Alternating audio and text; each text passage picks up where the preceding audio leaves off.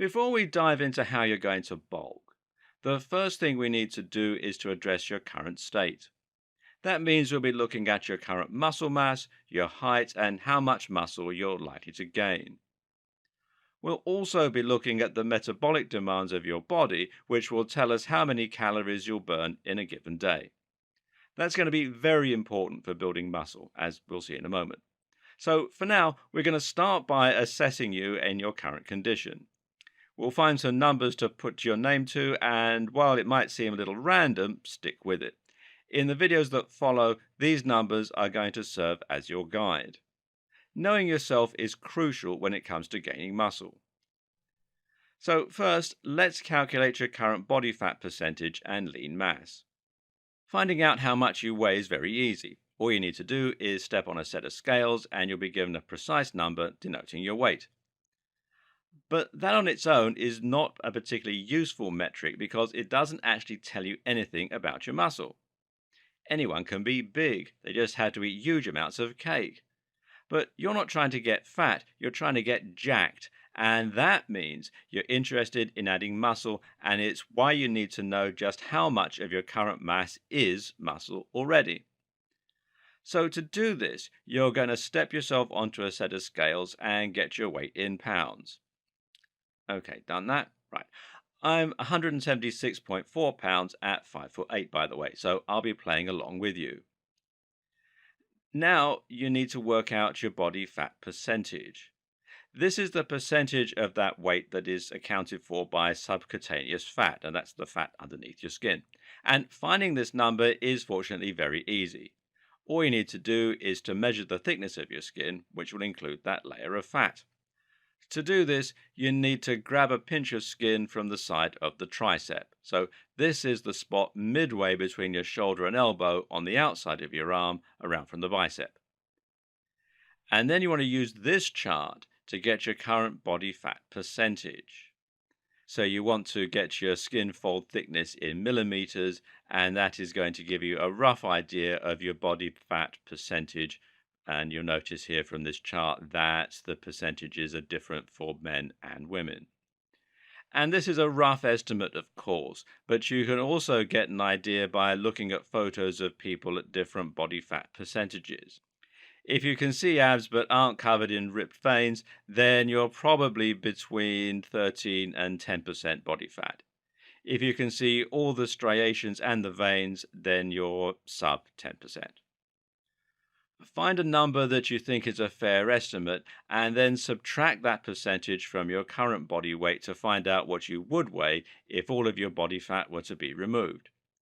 If you weighed 100 pounds and your body fat percentage were 10%, then you would have a lean mass of 90 pounds. Now, for me, that number is 158.76 pounds because I had 10% body fat, well, approximately. Now it's actually possible to get some more very interesting information from these numbers, which is your FFMI. That is your fat-free mass index, which is like a body mass index, but a lot more accurate because it differentiates between muscle and fat. And what's more, there is an upper limit to what your FFMI can be naturally without using steroids or other performance-enhancing drugs. And this is good because it lets us see just how much stronger we can get. To work out your FFMI, all you need to do is use this equation. FFMI equals your LBM in kilograms divided by your height in meters squared. So convert your lean body mass to kilograms, then divide it by the square of your height in meters. So when I do this with my numbers, I get a score of 23.065. The maximum it is generally agreed that you can score here is about 25. Any higher than that, and people will, perhaps rightly, suspect that you may be using steroids. This was the finding according to one study that surveyed a lot of natural athletes to see where they would peak. This is your genetic limit, and beyond that, you'll only really be able to add fat. It's not a perfect score, though, and some individuals generally have been able to break through and go even further beyond, Dragon Ball Z quote, even without steroids. But as a rule, this is how far you can expect to go. So if I have an FFMI of 23.065 and the maximum is 25, that means I have achieved 92.26% of my genetic potential. Work out how close you are to achieving yours, and you can start to picture just how much bigger you could potentially get. Know this though, the closer you start to get to your genetic limit, the harder it will become to add on more muscle. This is why experienced athletes can often be quite jealous of beginners who still experience noob gains. But it's good news if you're currently very skinny because it means you'll be able to really start piling on the pounds quickly with the right regimen. With that out of the way, we can finally work out your AMR and BMR. So, what exactly are these numbers? Well, your BMR is your basal metabolic rate. This is just how much energy, in calories, your body needs in order to live. This is assuming you're not moving at all, you're just lying there. Your body will still need to use up energy simply to maintain your systems, to help you blink, breathe, digest, and pump blood around your body. Your AMR is this number plus the number of calories you're burning through movement and exercise. When you combine those two things, what you're left with is the total energy demand of your body on an average day.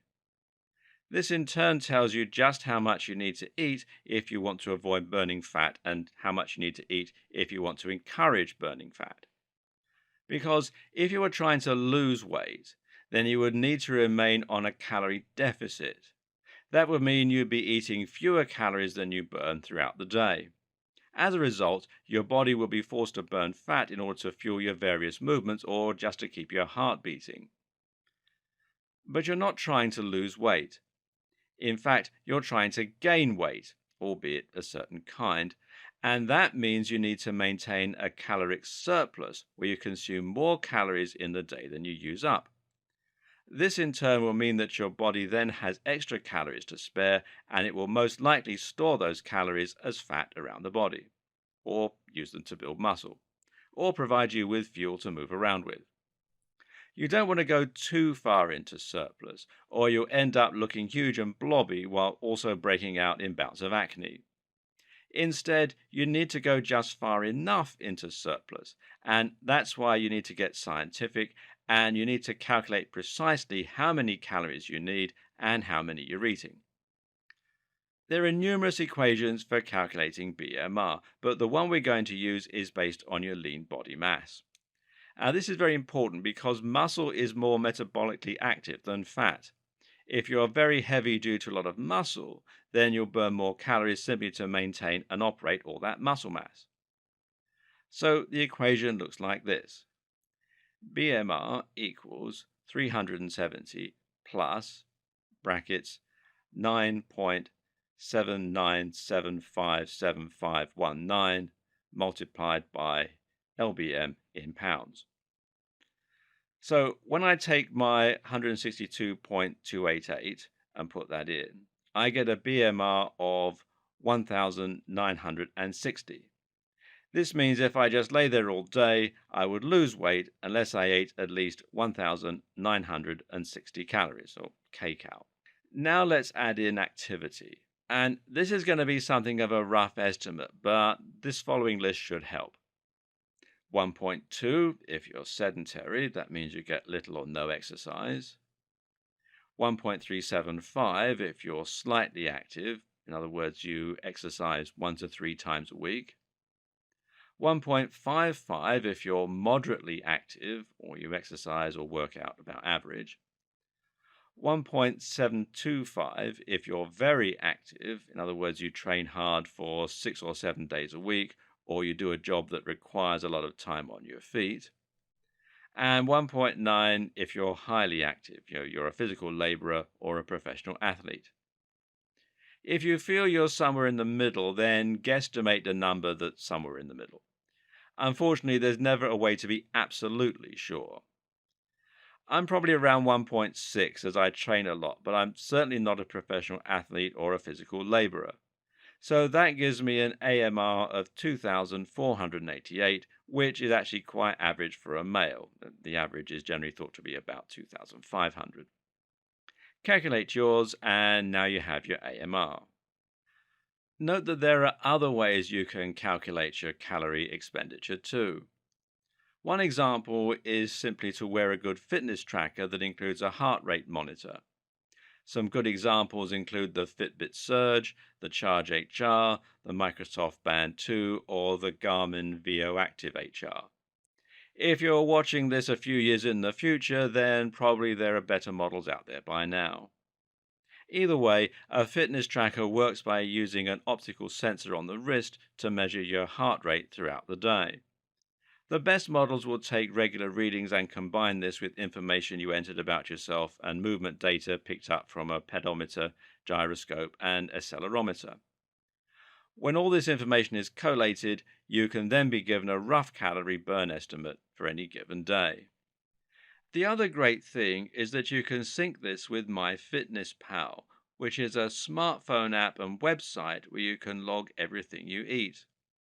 This lets you see your total calories in and out and will adjust the number whenever you go on a long walk or do a workout or perhaps have a day where you move very little. And by comparing these two numbers, you can make sure you stay in that surplus.